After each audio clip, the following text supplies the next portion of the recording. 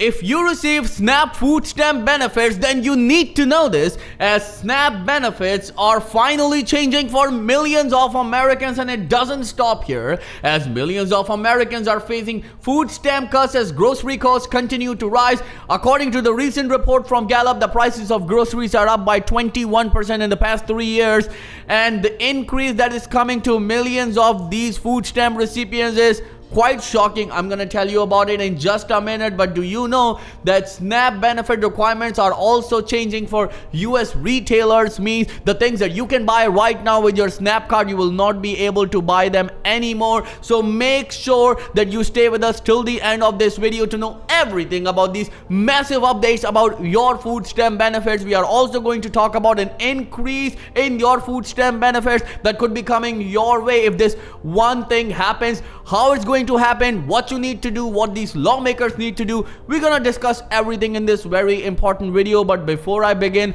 all I need is just a little favor. It takes 2 seconds to please hit that like button on this video. So without any further ado, let's start the video.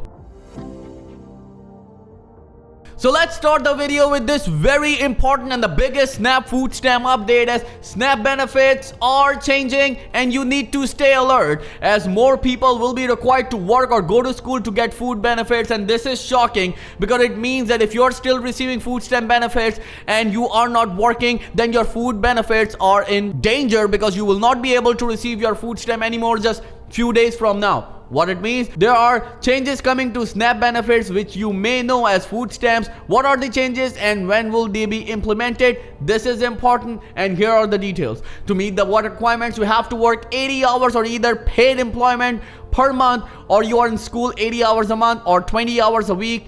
And if you don't, you lose your food stamp benefits. The biggest problem is that a number of people are barely making the 130% poverty threshold. Well, this is the requirement to get food stamp benefits. But if you work 80 hours a month, you will actually surpass that threshold. You will not receive your food stamp benefits. Now, this is a debate that we need to have right now. Well, why the 80 hours work rule is here? A number of lawmakers are saying it's a good step. People will work, and especially it's good for the bad actors who are taking advantage of the system, which is great. But what about the people who really cannot work but they're able-bodied people? Like, for example, seniors. If you're 64 and below, you have to work. It doesn't matter that you're retired at the age of 62, 63, but even if you're 64, you have to work. But if you are 65 and up, you are excluded from it. This is the biggest thing. Well, even if you're retired, you work your entire life, you have to work. It doesn't matter what you receive. You have to work 80 hours a month or go to school for 80 hours a month. Well, if you go to school for 80 hours a month, who's gonna pay the tuition? This is the biggest thing. Well, to get food stamps, you need to work or go to school. There are exemptions. For example, some of the current list includes pregnant women, if you have dependent under the age of 18, or you are a veteran, you are homeless, foster kids age 18 or 24. Well, now what you need to do? Well, you need to work no matter what if you are able-bodied adult. And if you're 64 and below, you have to work. This is the biggest problem. But what about millions of Americans are facing food stamp cuts as grocery costs continue to rise? According to the recent report from Gallup, the prices of groceries are up by 21% in the past 3 years, and no one is talking about it. Well, the increase that you are receiving because of this so-called inflation data is just 2.5%. Well, millions of Americans received 2.5% in 2025. Well, in 2.7% is actually expected in 2026. Means just 4 to 5 days from now, we'll get to know the new cost of living adjustment that will increase your food stamp benefits. But the biggest problem is that even if you receive 2.7%, is it comparable to the 21% rise in grocery prices? No one is talking about it. Yet they talk about increasing the food stamp benefits, but what's the action? Is anyone taking action? Well, the answer is no. They are not serious about it. That's what a number of analysts and experts are saying. But what about this? SNAP benefit requirements to change for US retailers. What it means, and this is also very important. Look at this.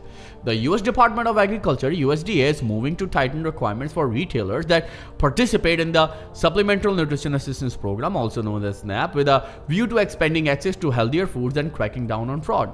Agriculture Secretary Brooke L. Rollins announced that proposal this week, saying it reflects the department's commitment to safeguarding both participants and taxpayers. Retailers participating in SNAP need to sell real food, plain and simple. Rollins said, right now, the bar for stocking food as a SNAP retailer is far too low, allowing people to game the system and leaving vulnerable Americans without healthy food options. So now you cannot buy sugary items like candies, any drink that has sugar in it, any product that has sugar in it, which is quite shocking. But is it a good move? According to a number of analysts and experts, it is, but according to parents, it's not. SNAP benefits are distributed to around 42 million low and no income recipients across the country to help them buy groceries. Well, yes, it helps them buy groceries, but is it enough? This is the biggest question. Because right now, as I mentioned earlier, the grocery prices are rising, but the food stamps are not rising. And still, a number of people receive the minimum food stamps, like $23 to $37. And now they're saying that they can buy healthy food with it. Well, if you want them to buy healthy food, the healthy food is expensive. That's why these big food giants come up with these snacks and other things that they can mass produce, and they can actually list it as on the lower price because they're mass producing it and it's really simple to produce with robots and stuff. But when it comes to the actual real food, that food is expensive. Well, moving on with the details, they can use their benefits as participating retailers. According to the USDA, there are nearly 266,000 retailers processing an estimated $96 billion in SNAP benefits annually. But what you need to know, as it stands, SNAP approved retailers must carry 3 varieties of food in each of 4 staple food groups: dairy, protein, grain, fruits and vegetables. That means a total of 12 foods are required. The proposed changes would increase the threshold significantly. Retailers would have to stock at least 7 different items in each staple category, more than doubling the number of food options for participants. The USDA also plans to close loopholes that currently allow some snack foods to count as staples. That's what I was talking about. They mass produce it, and what happens? They can sell it for very cheap prices. This does not mean that they would no longer be purchasable using SNAP benefits. Rather, they would be reclassified for retailers. Simply how foods are classified, making requirements easier to understand for retailers and easier to enforce USDA's Food and Nutrition Service FNS rules. Well, now the biggest question is that if you're not able to buy junk food, or you can call it snacks or sugary items, then what you're gonna buy? You are going to buy, okay, cooked meal. You cannot buy it with your SNAP EBT card.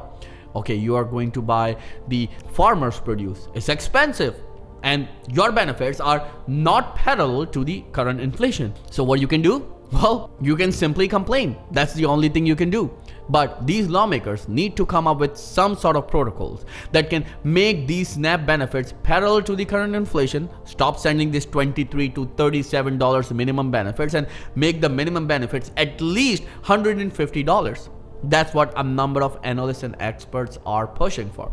Well, let me know in the comments below. What do you think about it? And do you support an increase in your food stamp benefits or an increase of your minimum food stamp benefits to at least $150? If you do, then write in the comment section, I support food stamp increase. Again, if you support it, then write in the comment section, I support food stamp increase, because remember, if you don't do anything, nothing will happen. Thank you so much for watching. I'll see you in the next video very soon. Till then, please take care and have a nice day.